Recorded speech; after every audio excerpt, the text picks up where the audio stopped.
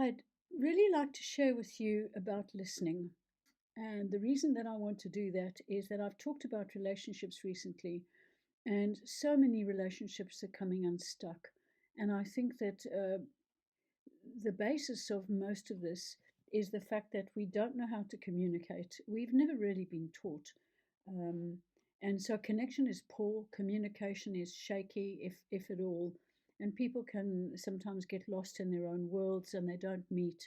And after years of doing this, a relationship really falls apart. So, what do I mean about listening? Why is it important? Well, let me first of all tell you what people don't do in relationships. And I'm talking about with your children, with your best friend, with your partner. The kind of things that usually happen is that you're only half listening because you're busy doing something else. Your partner's trying to tell you what happened today to them that was significant, and you're busy washing the dishes or you're doing something else. So you're distracted. You're not actually looking at them. Another thing that we tend to do is, especially when our children are trying to talk to us, is that we, move around the house, and they have to run after us in this sort of interrupted way. We don't give them the fullness of our attention. So we're only half listening. We're usually busy with something else we're doing rather than devoting our time to the actual hearing. And even then, while we're listening, very often, one of the really bad habits is to compare your day or to interject or interrupt with, well, this is what I think, and why don't you do that?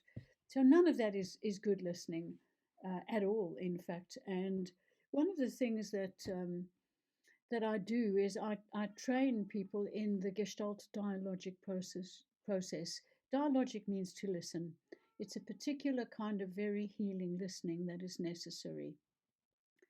And it's very necessary for my QEC work because we really need to get the story. We need to hear what's been going on. So let me just give you a 5-second lesson on how to listen.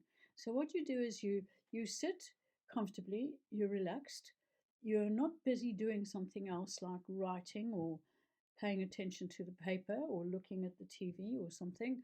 You're paying full attention. You're granting your partner or your child, your teenager, your full attention. Now that in itself is so respectful that you will have their attention. You will be they will be so delighted when you do that. I really promise you, it has a powerful effect. The second thing you need to do is you need to be hearing them. So you don't interrupt. You have visual contact. If it's comfortable for them, you're looking at them and you're listening. And it's only if you maybe need something to be expanded a little bit. If they say, I've had a bad day at work, and then they stop, and you might say, well, tell me more. What was bad about it? So you can ask questions to expand the topic. But other than that, you don't interrupt, don't get involved. You just sit back and you respectfully listen. You listen, and at the end of that time, you give them the feedback of what you've heard so that they know you've really heard. Unless we do that, how do they know you've heard? Your mind might have been off somewhere else altogether. So you say, I see the trouble you're in.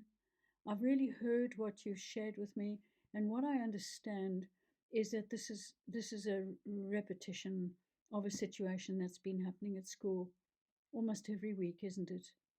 So by saying I see you, I hear you, and I understand, you will be offering the person you're listening to, and if it's your teenager, teenagers need this more than anyone else, I must tell you.